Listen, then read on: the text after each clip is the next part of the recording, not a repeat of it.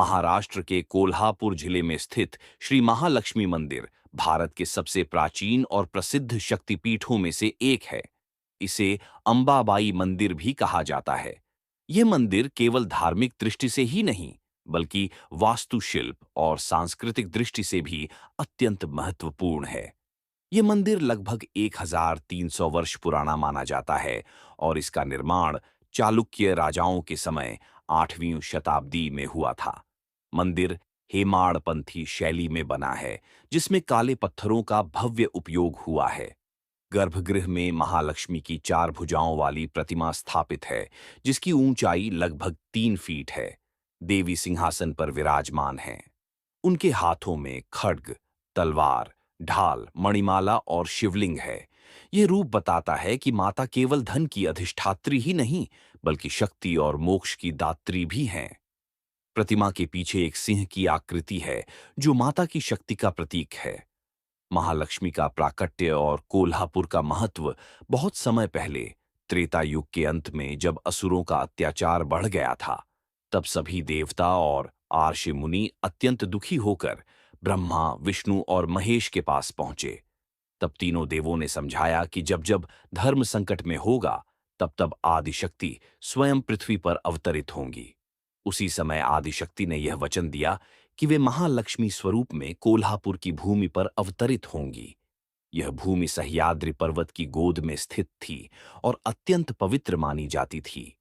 महालक्ष्मी का जन्म केवल धन की अधिष्ठात्री देवी के रूप में नहीं हुआ, बल्कि संसार के पालन, रक्षण और मोक्ष मार्ग प्रदर्शित करने हेतु हुआ। कहा जाता है कि कोल्हापुर स्थान पर माता ने यह घोषणा की थी कि जब तक पृथ्वी पर कलयुग का अंधकार रहेगा, तब तक वे यहाँ स्थायी रूप से निवास करेंगी और भक्तों को धन, सौभाग्य और धर्म का वरदान देती रहेंगी। इसी कारण इस स्थान को महालक्ष्मी का स्थायी धाम माना गया और यहाँ आने वाले भक्तों को त्वरित फल मिलता है। कोल्हासुर का जन्म और अत्याचार सतयुग से द्वापर तक अनेक असुरों का जन्म हुआ, लेकिन कोल्हासुर नामक असुर अत्यंत बलशाली और मायावी था। उसने वर्षों तक घोर तप किया और ब्रह्मा से वरदान पाया कि कोई भी देवता उसका वध नहीं कर सकेगा। वरदान पाकर कोल्हासुर ने पूरी पृथ्वी पर आतंक मचा दिया।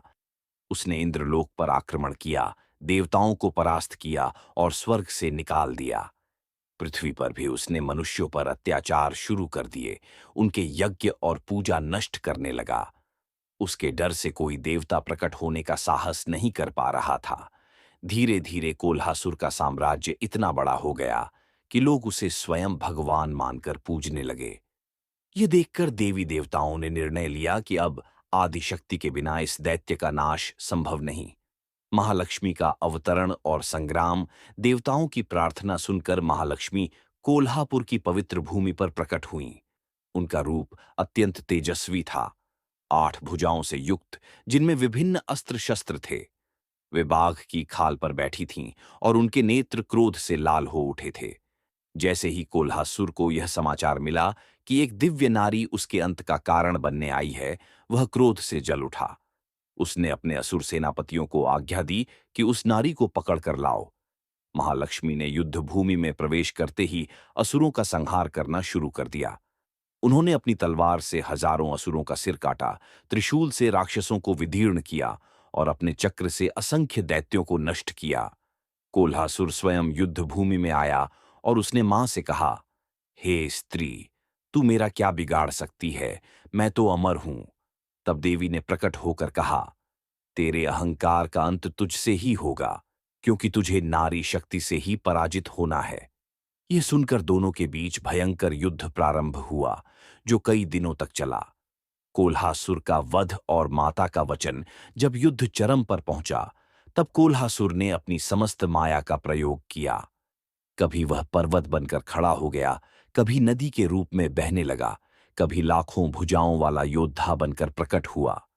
परंतु महालक्ष्मी ने अपनी दिव्य शक्ति और शस्त्रों से उसकी हर माया को काट डाला। अंततः जब कोल्हासुर दुर्बल हो गया और समझ गया कि उसका अंत निकट है, तब उसने मां से प्रार्थना की, हे देवी, मैं जानता हूं कि आप ही मेरा वध करेंगी। मेरा नाम कोल्हासुर है और मैं इस भूमि का अधिपति हूं। कृपा करके मेरा नाम सदा इस पवित्र स्थल से जुड़ा रहे। माता ने करुणा से कहा, हे असुर, यद्यपि तू दुष्ट था, परंतु तूने अपनी भूमि से प्रेम किया, अतः तेरा नाम सदा इस स्थान से जुड़ा रहेगा। यही कारण है कि यह पावन भूमि कोल्हापुर के नाम से जानी जाएगी। इतना कहकर मां ने उसका वध कर दिया और देवताओं व मनुष्यों को उसके आतंक से मुक्त कराया। कोल्हापुर में महालक्ष्मी का स्थायी निवास दैत्य के वध के बाद देवता और आर्षि मुनि सबने मिलकर महालक्ष्मी की स्तुति की। उन्होंने उनसे अपने लोक में लौटने का निवेदन किया, परंतु मां ने कहा, मैं अब इस स्थान को छोड़कर कहीं नहीं जाऊंगी। यह कोल्हापुर ही मेरा स्थायी धाम होगा। यहां आने वाला हर भक्त मेरी कृपा से कष्टों से मुक्त होगा। उसे धन धान्य और सुख समृद्धि प्राप्त होगी। जो स्त्री संतान की अभिलाषा से यहां आएगी, उसे मातृत्व का सुख मिलेगा। जो निर्धन यहां आएगा, उसके घर में अन्न और वैभव की वृद्धि होगी। और जो भक्त सच्चे मन से यहां प्रार्थना करेगा, उसकी हर मनोकामना पूरी होगी। तभी से कोल्हापुर का यह मंदिर महालक्ष्मी का प्रमुख शक्तिपीठ माना जाता है। यहाँ देवी का स्वरूप अष्टभुजी है। वे सिंहासन पर विराजमान हैं और उनके चरणों में निरंतर भक्तों का आना जाना लगा रहता है। महालक्ष्मी मंदिर का चमत्कार और परंपरा कहा जाता है कि कोल्हापुर की महालक्ष्मी आज भी भक्तों की पुकार सुनती है। अनेक भक्तों ने अनुभव किया है कि संकट की घड़ी में माता स्वयं उनकी रक्षा करती है। इस मंदिर में नवरात्रि और दिवाली का उत्सव अत्यंत भव्य होता है। कार्तिक अमावस्या के दिन दीपों की पंक्तियां जगमगाती हैं और माता का श्रृंगार अद्भुत दिखाई देता है। एक विशेष बात यह है कि वर्ष में 3 बार सूर्य की किरणें सीधे माता के चरणों पर पड़ती हैं। इसे किरणोत्सव कहते हैं। यह घटना दर्शाती है कि ब्रह्मांड का प्रत्येक ग्रह नक्षत्र भी माता की महिमा के आगे नतमस्तक है। भक्त मानते हैं कि यहाँ आने से केवल सांसारिक सुख ही नहीं, बल्कि आत्मिक शांति और मोक्ष का मार्ग भी प्राप्त होता है। इसीलिए महालक्ष्मी मंदिर कोल्हापुर न केवल महाराष्ट्र बल्कि पूरे भारत का एक प्रमुख तीर्थ है, जहाँ भक्त लाखों की संख्या में दर्शन करने आते हैं और माता का आशीर्वाद पाकर अपने जीवन को धन्य मानते हैं। सूर्य की किरणों का रहस्य किरणोत्सव महालक्ष्मी मंदिर की सबसे अनूठी और चमत्कारी परंपरा है किरणोत्सव। यह घटना वर्ष में 3 बार घटित होती है, चैत्र, अप्रैल, आषाढ़, जुलाई और कार्तिक, नवंबर महीने में। इन दिनों सूर्यास्त के समय सूर्य की सुनहरी किरणें सीधी मंदिर के गर्भगृह में प्रवेश करती हैं और महालक्ष्मी के चरणों से लेकर पूरे मुखमंडल तक प्रकाश फैलाती है, मानो स्वयं सूर्यदेव माता के चरणों में नमन करने आते हों। इस रहस्य को लेकर कई वैज्ञानिकों ने अध्ययन किया और पाया कि मंदिर की रचना इस प्रकार से की गई है कि खगोलीय गणना और वास्तुशास्त्र के अनुसार सूर्य की रश्मियां ठीक उन तिथियों को ही देवी पर पड़ें। लेकिन श्रद्धालु इसे केवल वास्तु कौशल नहीं मानते, बल्कि देवी की दिव्यता मानते हैं। भक्त कहते हैं कि जब जब यह घटना घटित होती है, उस समय मंदिर में उपस्थित व्यक्ति को अद्भुत आध्यात्मिक शांति और ऊर्जा का अनुभव होता है। ये सिर्फ एक प्रकाश नहीं, बल्कि माता की जीवंत उपस्थिति का प्रतीक है। इसलिए हजारों लोग इन दिनों कोल्हापुर पहुंचते हैं और मानते हैं कि किरणोत्सव में शामिल होना जीवन का सबसे बड़ा सौभाग्य है। संत भक्त और महालक्ष्मी की कृपा महालक्ष्मी मंदिर से अनेक संतों और भक्तों की कथाएं जुड़ी हैं। संत ज्ञानेश्वर, नामदेव, तुकाराम और एकनाथ जैसे महान संतों ने इस मंदिर में आकर भक्ति का रस पाया। कहा जाता है कि एक बार संत एकनाथ जी यहाँ आए तो माता ने उन्हें स्वप्न में दर्शन देकर कहा, हे भक्त, मैं तुम्हारी वाणी को अमृत बना दूंगी। जब तुम हरिनाम गाओगे तो मेरे चरणों की शक्ति उसमें प्रवाहित होगी। इसी कारण उनकी भक्ति आज भी जीवित है। एक अन्य प्रसंग में एक निर्धन स्त्री हर रोज मंदिर के बाहर दीप जलाया करती थी। एक दिन दीप बुझ गया और उसके पास घी खरीदने के पैसे नहीं थे। वह रोने लगी। तभी चमत्कार हुआ, दीप अपने आप जल उठा और पूरी रात जलता रहा।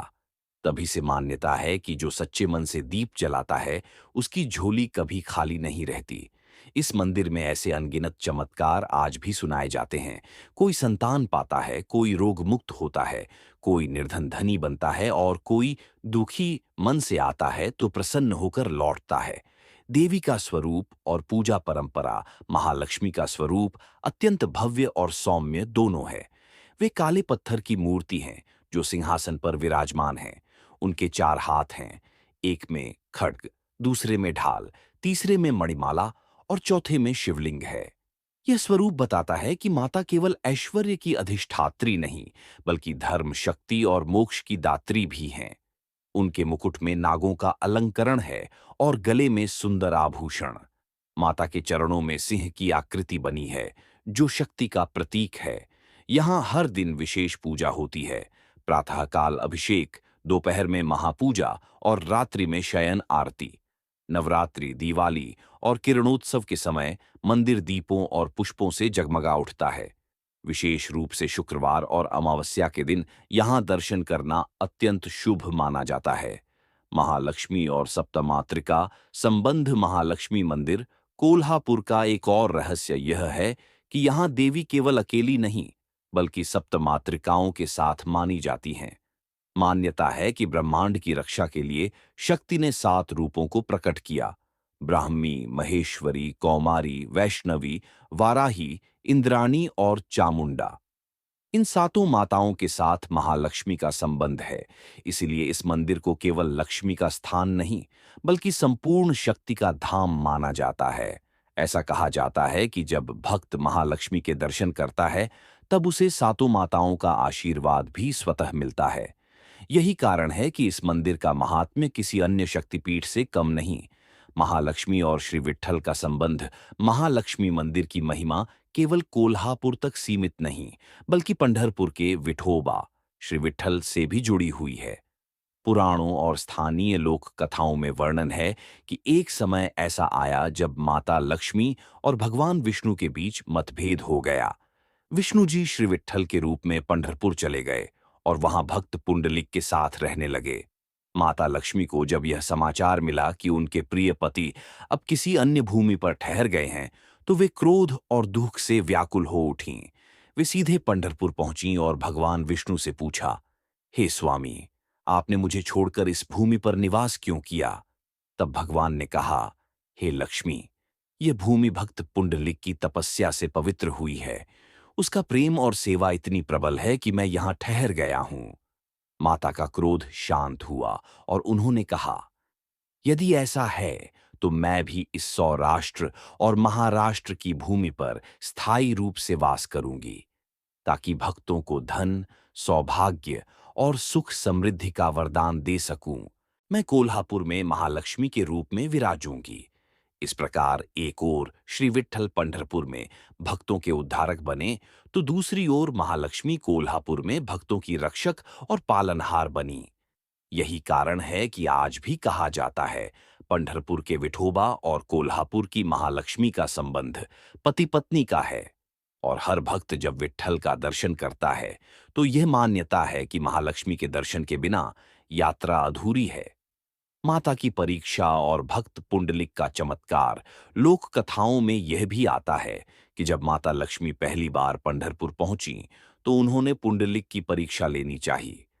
वे एक साधारण स्त्री के वेश में पुंडलिक के घर पहुंची और भोजन मांगा।